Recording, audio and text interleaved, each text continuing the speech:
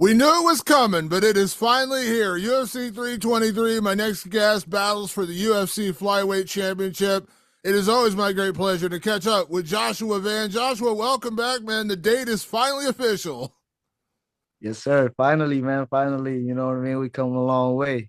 So when we talked after the Royval fight, like we knew this was next, we knew this was coming, but you've been so busy this year and the short notice fight and everything. Like, can I ask, like, we're still basically 2 months out from the fight, but like, did you hmm take a break finally? Like, did you take like a little vacation just because you've been so busy this year? And luckily, because the fight's in December, you actually did get a bit of a break. You weren't rushed right back into another training camp. Yeah, man. That was the longest like vacation time I ever had too after the Revolt fight. I took the whole July off, July, August. Like I was still training, but like I go like once a day type of thing, you know what I mean? And that for me is vacation. So, but yeah, now we start the camp. So, you know what I mean? Back to that Joshua Van life, man. You know what I mean? Yeah. Hard working. Well, I mean, you're a young guy, so you bounce back quicker and things like that. But was it nice to get a break because you have been so busy? And this is a once in a lifetime kind of thing. This is a title fight. Like you don't want to leave anything to you don't want to leave anything to waste for this one. So can I Yeah, imagine it was good to get a break before fighting him in man. December? Yes, man, I was getting so used to getting a break because I didn't want to go back to training. I was like, and then the coaches were like, "Well, your time is up. You got to come back." And I like, "Oh, give me one more week." They was like, "Nope, you got to come back." So I'm back now. I remember going back a few years ago. I remember when Michael Bisping got a short notice title fight against Luke Rockhold, and the guy he had already lost to, and he goes in there and pulls off the upset, knocks him out. And I remember him saying afterwards, he's like, it was always good for me that I didn't go through a whole training camp. I couldn't outthink myself. I was just able to just go in and just fight. And he fought and won.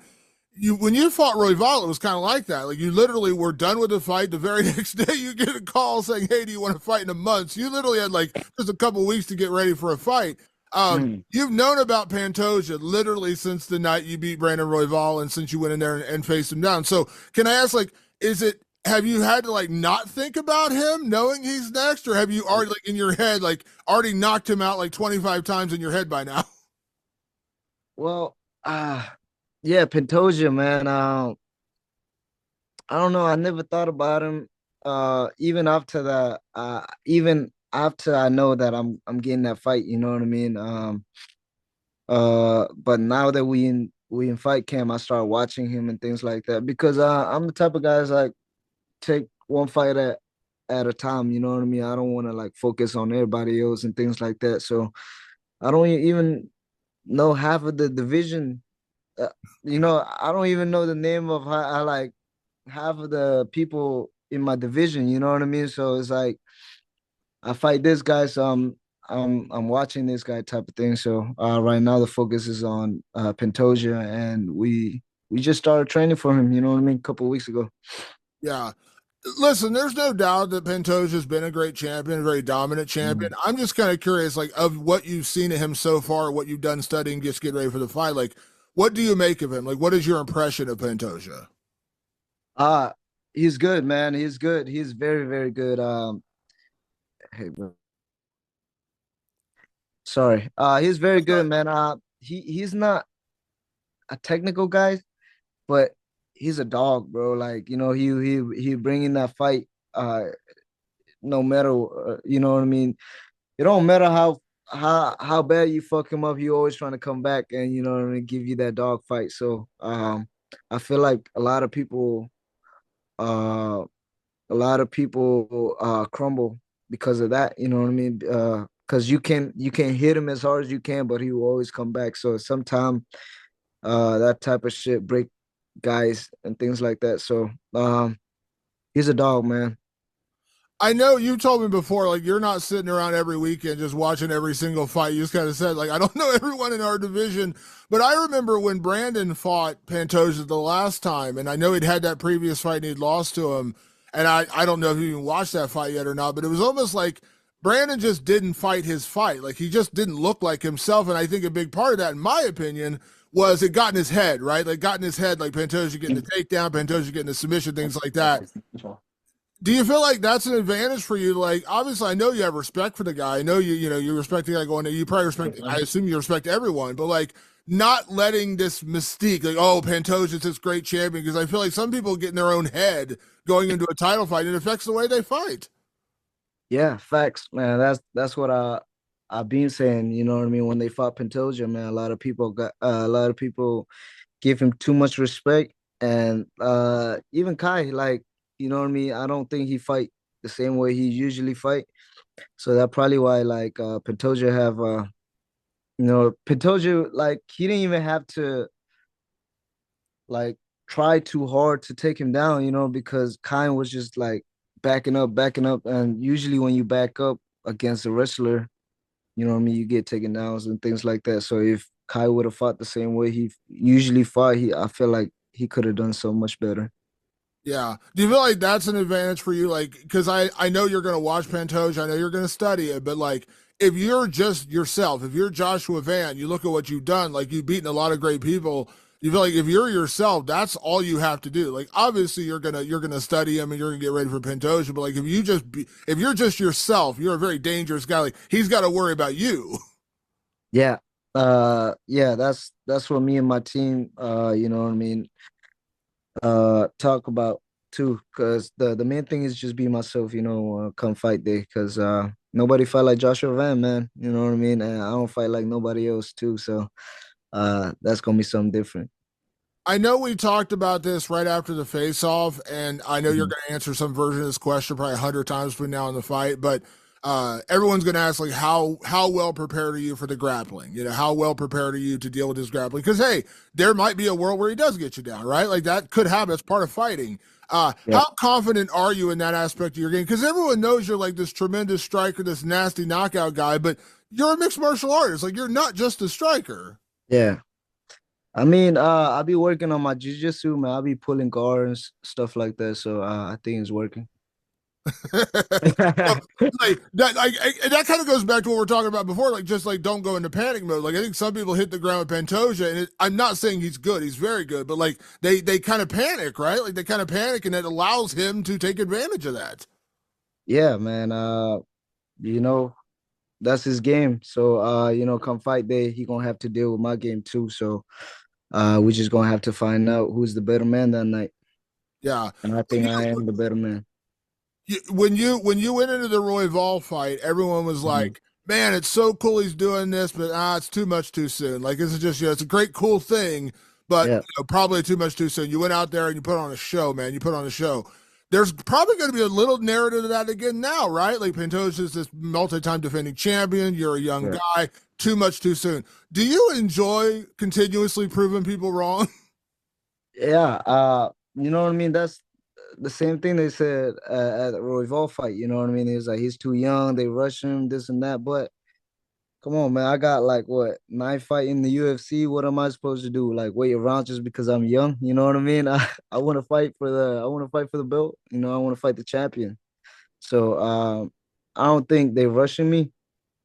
Like if I get my way, man, I would want to fight like for the title years ago. You know what I mean? So I think this is the perfect timing mentally, physically. I'm well prepared right now. Yeah, and obviously, like I said, I know that Pantoja has been a great champion, but I'm curious, like, do you allow yourself that moment, like thinking about like what it's going to be like to have that title around your waist? Like, do you visualize that kind of stuff, or do you not want to even think about that until the night? Man, I'm gonna be a whole different Josh, bro. I'm gonna wear sunglasses everywhere. I'm gonna act like a superstar. Man, not play with you. I haven't thought about it, bro. Right now I'm just thinking about the fight. December 6th. Uh, it's gonna be it's gonna be a great fight. It's funny. We've been doing interviews, I think, since like I want to say maybe your first fight in the UFC, and you've always been the same kind of dude. You feel like that is just who you are, like, because you do see, and you've seen this, guys who Mhm. get to the top, they get the belt, and they totally change, man. They totally change their personality, they change how they are. I'm not going to name names, but I know guys I used to have great relationships with. They win the belt, and suddenly they're not returning my calls anymore. So like, Do you feel like that's just part of who you are? Like you're just going to be the same guy. It's going to be cool to have a little bit more money and the championship, but like you feel like that's part of what makes you different is you've always been the same guy. Yeah, man. I just like to keep the same people around me. You know what I mean? So I don't think I will be any different just because of the belt. You know what I mean? So yeah. Uh, you mentioned your coach Daniel Pineda, who is obviously during his career one of the most exciting guys in the world. Can I ask like what it's like to have a guy like that as a coach? Because I Yeah. remember watching him years ago, and like this dude was just an all action kind of crazy style fighter, and now he's coaching guys. I know obviously he coaches you, he coaches Michael Aswell. Like, what kind of a coach is Daniel? Oh, he's an asshole. Like just just just just trying to kill us every day, man. Every day is a grind with him, man. I love that. I love him, man. Like the way he trained us is just like it's just like the fight itself, you know what I mean? It's just a grind every day. Yeah. I know I mentioned to you in the past, obviously representing Myanmar. I know I mentioned to you one of the other more famous fighters from one championship, Ong La In Song, and he just retired. I don't know if you saw that. He just retired like 2 weeks ago, a week and a half ago. And before he fought, I asked him, I said, because when he came up, I said, you were kind of like the representative of Myanmar from that country. And when he goes home, it's like a huge deal. And he's like, yeah, it means a lot. And I said, what do you make of Joshua Van? And he said, I don't want to misquote him, but he said, the sport's in good hands. He's like, the sport's in good hands for Myanmar. Do you appreciate a guy like that, like kind of giving you your flowers and like, because like you're the next generation, like he's 40, he's retired now. Like you're the next, because I know fighting for Myanmar does mean a lot to you. Yeah, man. Ong is the first guy from Myanmar to ever make it to the top level, you know what I mean? So for him to, you know what I mean, acknowledge me and things like that. And Ong is a great guy, man. You know, he looked at me like a little brother. Even when I think he reached out to me when I was just Fury champion, you know what I mean? Things like that. So, every question I have about fightings and things like that, like I'll just ask him, and he always come up with some. So he's a great guy, man. Yeah, it was just awesome. Like I asked him, he's like, dude, he's like, you couldn't have a better guy represent Myanmar. Like it was almost like he was passing the torch to you in a way. Yeah, yeah. Yeah. Shout out to that guy, man. I love it. Now, I'm not real big on predictions, Joshua. I never, and I probably said this to you. I don't really ever get into game planning. I'll ask you like how you think you're going to do in your grappling and things like that, but I don't get into game plan. But can you give me a sense of like if this fight goes the way you want it to fight, like how do you see this playing out? Like in a perfect world, like do you see it just like would a knockout be the perfect world? Would dominating him for 5 rounds be the perfect world? Like what is the perfect world for you to win this fight and become champion? Man, it's either I finish him inside 3 rounds or it's gonna be a 5 round war. Yeah. And I know you So said like that guy doesn't go away, so I assume you're ready for a war if that's what happens. yeah, I'm ready for anything, man. But don't be surprised when I if I finish him. You know what I mean? So man, like the strength that I got right now is like, man, I'm scared of myself, bro. Nah, I love it. I love it. But yeah, it's cool to see because, like I said, I know the Roy Vol fight. Like there was that question, like are they rushing him too much too soon? And I know you're going to hear it again for this fight, but it just feels like your confidence, like you love going out there when people are questioning. You love people saying, "All right, let's doubt Joshua Van." Time and time again, you go out there and prove him wrong. yes, sir, man. This ain't gonna be nothing new. You know what I mean? We're just gonna go in there and shock the world, man. The way you like to stay active, I feel like you might want to win the title and break Merab's record in 2026, just to defend the title like 5 times. See, if they give me a chance, I'll defend that shit every month. I love it. I love it.